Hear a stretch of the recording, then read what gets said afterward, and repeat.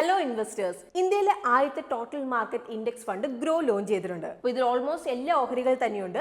ഇന്ത്യയുടെ ഗ്രോത്തിൽ നിങ്ങൾക്ക് ഇൻവെസ്റ്റ് ചെയ്യണം. പക്ഷെ വരും വർഷങ്ങളിൽ ഇപ്പോൾ ഏത് സ്റ്റോക്ക് അല്ലെങ്കിൽ സെക്ടർ ആവും ഗ്രോത്ത് ഉണ്ടാവുക എന്നുള്ളത് നിങ്ങൾക്ക് ഉറപ്പില്ലെങ്കിൽ ഈ ഒരു ഫണ്ടിൽ നിക്ഷേപിക്കുന്നത് ആലോചിക്കാം. പക്ഷേ നിക്ഷേപിക്കും മുമ്പ് നിങ്ങളുടെ ഇൻവെസ്റ്റ്മെന്റ് അഡ്വൈസറെ നിങ്ങൾ കൺസൾട്ട് ചെയ്യാം. അപ്പോൾ ഈ ഒരു ഫണ്ടിനെ കുറിച്ച് നിങ്ങൾക്ക് ഡീറ്റെയിൽ ആയിട്ട് അറിയാം. growmf.in/tmi ചെക്ക് ചെയ്യാവുന്നതാണ്. അപ്പോൾ മ്യൂച്വൽ ഫണ്ട് നിക്ഷേപങ്ങൾ വിപണിയിലെ ലാഭനഷ്ട സാധ്യതകൾക്ക് വിധേയമാണ്. നിക്ഷേപിക്കും മുമ്പ് സ്കീമുമായി ബന്ധപ്പെട്ട എല്ലാ രേഖകളും ശ്രദ്ധിച്ചു വായിക്കുക. Mutual fund investments are subject to market risk. Read all scheme related documents carefully. Hi everyone, this is Rinsi from Groww Malayalam channel. നിങ്ങൾ ഇങ്ങനെ കേട്ടിട്ടുണ്ടാവും, ബിസിനസ്സുകാർക്ക് അതിൽ ഫ്രീലാൻസേഴ്സിനൊക്കെയാണ് പണക്കാരനാവാൻ വേണ്ടി സാധിക്കുള്ളൂ. ഈ സാലറിയൊക്കെ വാങ്ങിച്ച് ജീവിക്കുന്നവർക്കൊക്കെ പേ ചെക്ക് ടു പേ ചെക്ക് എല്ലാ മാസം ജീവിക്കാനേ കഴിയുള്ളൂ. അപ്പം നിങ്ങൾക്കൊരു ഫിനാൻഷ്യൽ ഫ്രീഡം നേടണമെങ്കിൽ നിങ്ങൾ ജോലി ഉപേക്ഷിച്ച് സ്വന്തമായിട്ടൊരു ബിസിനസ് തുടങ്ങണമെന്ന് നിങ്ങൾ കേട്ടിട്ടില്ല ഇങ്ങനെ. പക്ഷേ ഇതല്ല ശരിക്കും യാഥാർത്ഥ്യം. നിങ്ങൾ നിങ്ങളുടെ ജോലി ഉപേക്ഷിക്കാനോ അല്ലെങ്കിൽ ലോട്ടറി അടിക്കാനോ അല്ലെങ്കിൽ ബാങ്ക് കൊള്ളയടിക്കേണ്ട ഒരു പണക്കാരനാവാൻ വേണ്ടിയിട്ട് കുറച്ച് സ്ട്രാറ്റജി നിങ്ങൾ ഫോളോ ചെയ്യുവാണെങ്കിൽ നിങ്ങൾക്കും നിങ്ങളുടെ സമ്പത്ത് കൂട്ടിയെടുക്കാൻ വേണ്ടി സാധിക്കും. സോ ഇന്നത്തെ വീഡിയോയിൽ ഞാൻ എങ്ങനെ ഒരു സാലറീഡ് ജോബ് വെച്ച് പണക്കാരനാവാം എന്നതായിരിക്കും നമ്മൾ കവർ ചെയ്യുന്നത്. ഇപ്പോൾ റോബർട്ട് കിയോസയ്ക്ക് ഒരു ഫേമസ് പേഴ്സണൽ ഫൈനാൻസ് ബുക്കായ റിച്ച് ഡാഡ് പുവർ ഡാഡിൽ അദ്ദേഹം എഴുതുന്നുണ്ട്, എത്ര പണം സമ്പാദിക്കുന്നു എന്നതല്ല, എത്ര പണം നിങ്ങൾ സേവ് ചെയ്യുന്നതാണ് ഇമ്പോർട്ടൻറ്റ്. അപ്പോൾ കുറച്ച് ശീലങ്ങൾ നിങ്ങളുടെ ലൈഫിൽ നിങ്ങൾ ഫോളോ ചെയ്യുവാണെങ്കിൽ നിങ്ങൾക്ക് നിങ്ങളുടെ സമ്പത്ത് വളർത്തിയെടുക്കാം. സോ നിങ്ങളിപ്പോൾ ഒരു സാലറീഡ് ജോബുള്ള ഒരു വ്യക്തിയാണ്. അപ്പോൾ നിങ്ങൾക്ക് എങ്ങനെ ഒരു പണക്കാരനാകാം എന്നറിയാൻ വേണ്ടി നിങ്ങൾക്ക് താല്പര്യമുണ്ടെങ്കിൽ ഇന്നത്തെ വീഡിയോ നിങ്ങൾ ഫുള്ളായിട്ട് കാണാൻ വേണ്ടി ശ്രദ്ധിക്കുക. അപ്പോൾ വീഡിയോ നിങ്ങൾക്ക് ഹെൽപ്ഫുൾ ആയിട്ടുണ്ടെങ്കിൽ ഫ്രണ്ട്സ് ആൻഡ് ഫാമിലിയിലേക്കും കൂടി നിങ്ങൾ ഷെയർ ചെയ്യാൻ വേണ്ടി മറക്കരുത്. So let's begin today's video.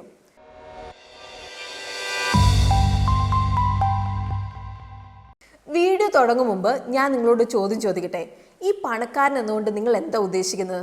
ചിലപ്പോൾ നിങ്ങൾ പറയും, എൻ്റെ ബാങ്ക് അക്കൗണ്ടിൽ കുറേ പൈസ ഉണ്ടെങ്കിൽ ഞാൻ പണക്കാരനാണ്, അല്ലെങ്കിൽ ഇപ്പോൾ എനിക്ക് വലിയ വീട് അല്ലെങ്കിൽ കാറൊക്കെ ഉണ്ടെങ്കിൽ ഞാൻ പണക്കാരനാണ്, അല്ലെങ്കിൽ ഇപ്പോൾ ഒരു വേൾഡ് ടൂറൊക്കെ പോയി ലക്ഷൂറിയസ് ലൈഫ് ജീവിക്കാൻ സാധിക്കുമെങ്കിൽ ഞാൻ പണക്കാരനാണെന്ന് പറയും.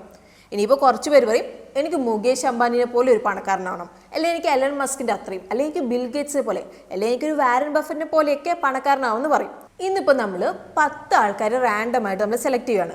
എന്നിട്ട് അവരോട് നമ്മൾ ചോദിക്കുകയാണ്, നിങ്ങൾക്ക് പണക്കാരനാവണോ എന്ന് നമ്മൾ ചോദിച്ചിട്ടുണ്ടെങ്കിൽ എല്ലാവരും ഒരേ സ്വരത്തിൽ എന്താ പറയുക, എനിക്ക് പണക്കാരനാവണം എന്ന് പറയും.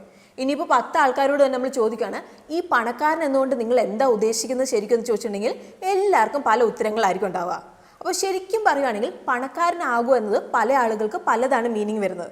അപ്പോൾ ശരിക്കും ഇതിൽ പറഞ്ഞിട്ടുണ്ടെങ്കിൽ ഇതിലൊരു ഒറ്റ ആൻസറായിട്ട് പറയാൻ നമുക്കൊന്നുമില്ല. സോ ഇവിടെ നിങ്ങൾ ആദ്യം നിങ്ങൾക്ക് പണക്കാരൻ എന്നതുകൊണ്ട് എന്താണ് നിങ്ങൾ ഉദ്ദേശിക്കുന്നത് എന്നുള്ളത് നിങ്ങൾ തീരുമാനിക്കുക. എന്നിട്ട് മാത്രം നിങ്ങൾ അടുത്ത സ്റ്റെപ്പിലേക്ക് പോകാൻ വേണ്ടിയിട്ട് നോക്കുക. അപ്പം നിങ്ങളിപ്പം വിചാരിക്കുന്നുണ്ടാവും, വലിയ വലിയ കമ്പനികളുടെ CEO ലൈക്ക് ഇപ്പം സുന്ദർ പിച്ചെ, സി വിജയകുമാർ, അതുപോലെ രാകേഷ് ഗോപിനാഥ് പോലെയുള്ളവർക്ക് സാലറി നിന്ന് പണക്കാരനാവാൻ സാധിക്കുള്ളൂ. അപ്പോൾ ഇത് ശരിയല്ല എന്നുള്ളത് നിങ്ങൾ മനസ്സിലാക്കുക. അപ്പം നിങ്ങൾക്ക് വേണമെങ്കിലും നിങ്ങൾക്കൊരു പണക്കാരനാകാൻ വേണ്ടിയിട്ട് സാധിക്കും. പക്ഷെ ഒരു കാര്യം നിങ്ങൾ മനസ്സിലാക്കുക, നിങ്ങളിപ്പോൾ ഒരു ബിസിനസ്സുകാരനാണ്, അല്ലെങ്കിൽ ഇപ്പോൾ ഒരു ജോലി ചെയ്യുന്ന ഒരു വ്യക്തിയാണ്, അല്ലെങ്കിൽ ഇപ്പോൾ ഒരു ഫ്രീലാൻസറാണ്, ഏതിൽ നിന്നാണെങ്കിലും നിങ്ങൾക്കൊരു പണക്കാരനാവാൻ വേണ്ടിയിട്ട് സാധിക്കും. അപ്പോൾ ഏത് തരത്തിലുള്ള ഒരു ഇൻകം സോഴ്സിൽ നിന്നാണെങ്കിലും നിങ്ങൾക്ക് ഒരു പണക്കാരനാവാൻ വേണ്ടി സാധിക്കും. അപ്പോൾ ഇവിടുത്തെ കാര്യം, നിങ്ങൾ നിങ്ങളുടെ പണം ബുദ്ധിപൂർവ്വം മാനേജ് ചെയ്യുന്നത് എങ്ങനെയാണ് അതനുസരിച്ചിട്ടാണ് കാര്യങ്ങൾ വരുന്നത്. അതുപോലെ തന്നെ പേഴ്സണൽ ഫൈനാൻസിലെ കുറച്ച് ബേസിക് പ്രിൻസിപ്പിൾസും നിങ്ങൾ ഫോളോ ചെയ്യണം. സോ ഇതാണ് ഇന്നത്തെ വീഡിയോയിൽ ഞാൻ പറയാൻ വേണ്ടി പോകുന്നത്. അപ്പോൾ ഇതിലെ ആദ്യത്തെ പ്രിൻസിപ്പിൾ എന്ന് പറഞ്ഞാൽ, പണക്കാരനാകുക എന്നൊരു ലക്ഷ്യം നിങ്ങളുടെ മനസ്സിലുണ്ടാകണം. അപ്പോൾ പെട്ടെന്ന് പണക്കാരനാകുക എന്ന ലക്ഷ്യം അല്ല നിങ്ങളുടെ മനസ്സിലുണ്ടാവേണ്ടത്. ആ ഒരു കാര്യം നിങ്ങൾ ഓർക്കണം. അപ്പോൾ നിങ്ങൾ സഹാര സ്കാമിനെ കുറിച്ച് ഓർക്കുന്നുണ്ടോ? അപ്പോൾ ഈ ഒരു സ്കാമിൽ അവർ ക്ലെയിം ചെയ്ത് നിങ്ങളിപ്പോൾ ഒരു 10 രൂപ ഞങ്ങളുടെ അടുത്ത് ഇൻവെസ്റ്റ് ചെയ്യുകയാണെങ്കിൽ ചെറിയൊരു ടൈമിനുള്ളിൽ നമ്മളത് ഇരട്ടിയാക്കി തരാമെന്നായിരുന്നു. അതായത് 20 രൂപയാക്കിയിട്ട് അവർ തരും.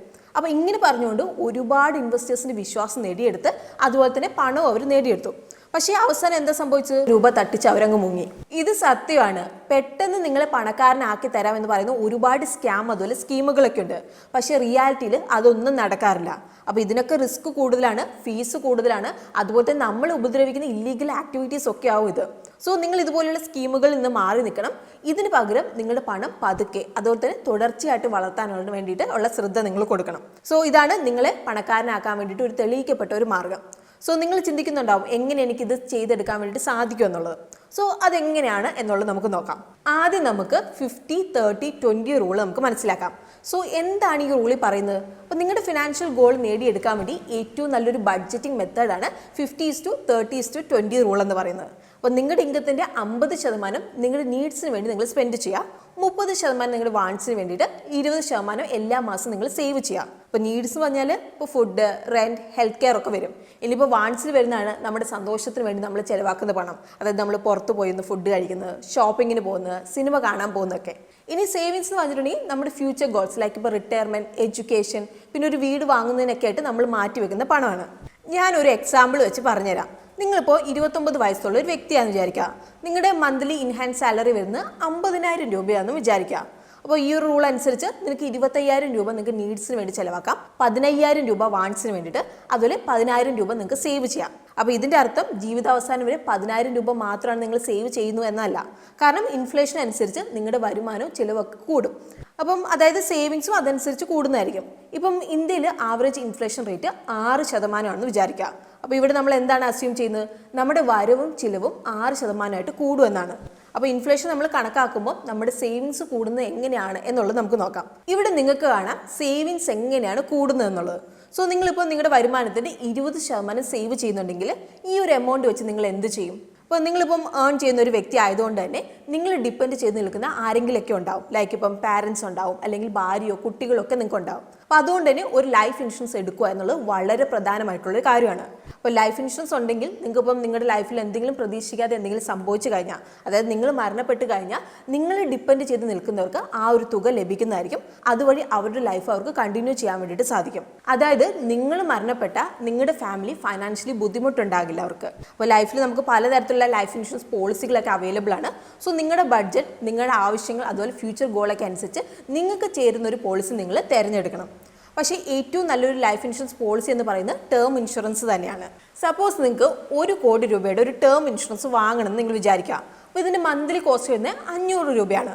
അതായത് നിങ്ങളുടെ സേവിങ്സിൽ നിന്ന് 500 രൂപ ലൈഫ് ഇൻഷുറൻസിനായിട്ട് നിങ്ങൾ മാറ്റി വെക്കുന്നു. അപ്പോൾ നിങ്ങൾ ഓർക്കുക, ഈ ഒരു പ്രീമിയം ഇൻഫ്ലേഷൻ്റെ ഇമ്പാക്റ്റ് വരുന്നതല്ല.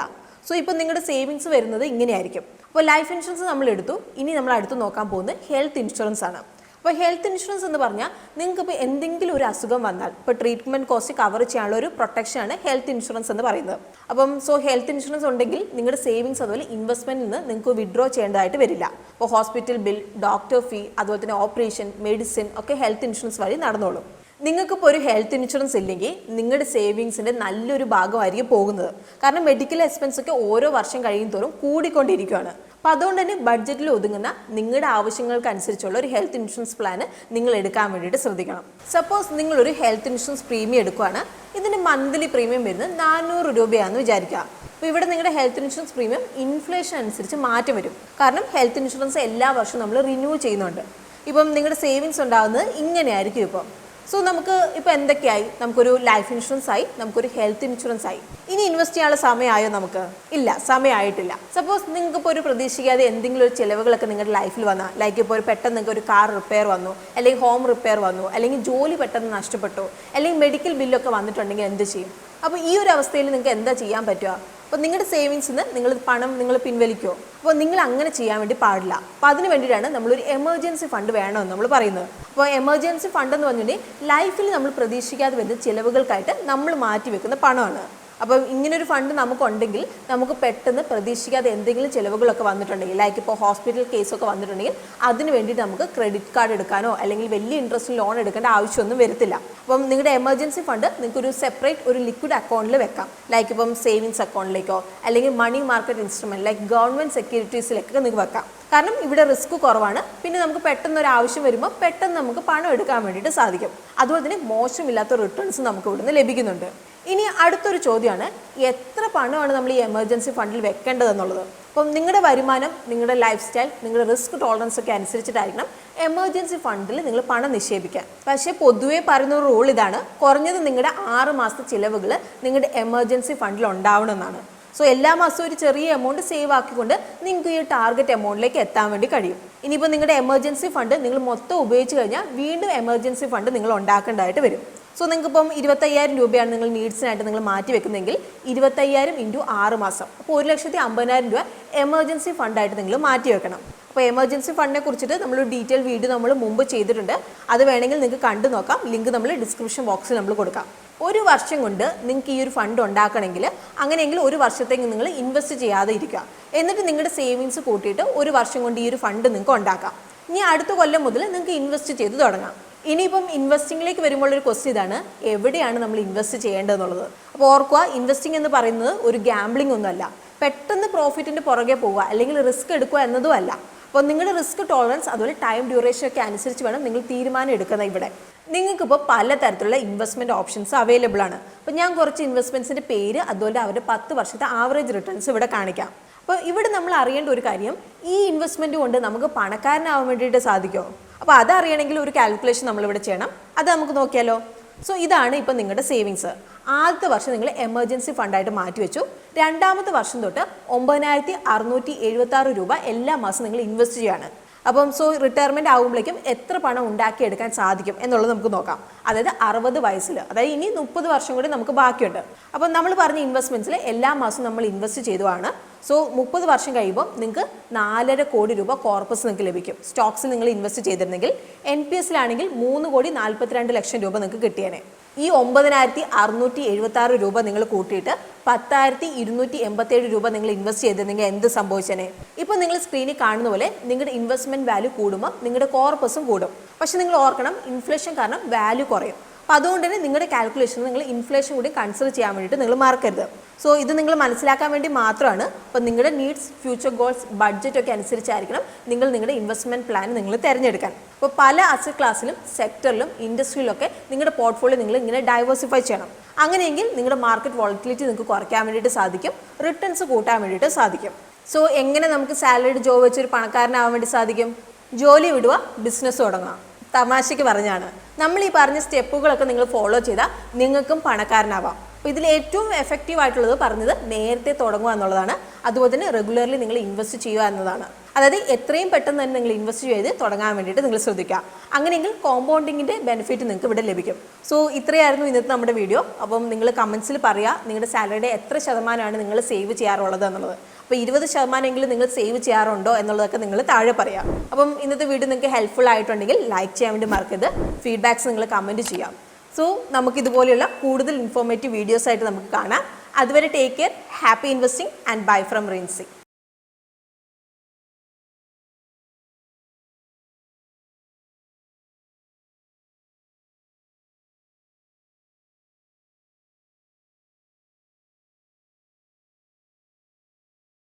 Investment in securities market are subject to market risks. Read all the related documents carefully before investing. Please read the risk disclosure documents carefully before investing in equity shares, derivatives, mutual fund, and or other instruments traded on the stock exchanges.